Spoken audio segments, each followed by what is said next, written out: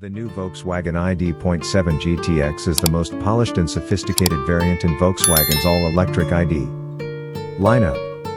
Indeed, with its outstanding ride and elegance, big well-built cabin, and abundant performance, the recipe has never seemed more appealing. It is pricey, and despite the GTX label, it is hardly a sports car. However, there is another indication that Volkswagen is finally finding its footing with its all-electric sub-brand.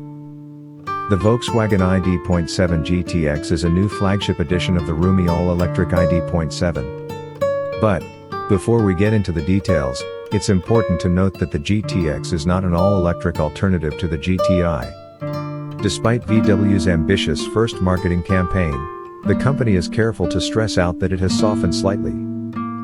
So the ID.7 GTX isn't a real sports saloon, but rather a more subtle representation of how far Volkswagen has come with its ID range, both in terms of power and performance.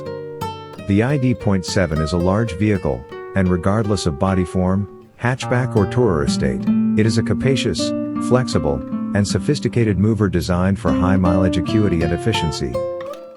It is built on the most recent edition of the MEB platform, hence it comes with a large new 86 kWh battery pack. It powers a motor on each axle, producing a maximum output of 335 bhp. The hatch can go from 0 to 62 miles per hour in 5.4 seconds, while the tourer takes only a tenth longer. With a rather large battery, VW claims a range of 359 miles, with the GTX capable of DC fast charging at speeds of up to 200 kilowatts. This will charge the battery from 10 to 80% in around 30 minutes. When you enter a fast charging location into the sat-nav, the car will automatically precondition the battery for optimal charging efficiency. All of these data help to back up VW's flagship claim on paper, but the actual results can only be felt on the road.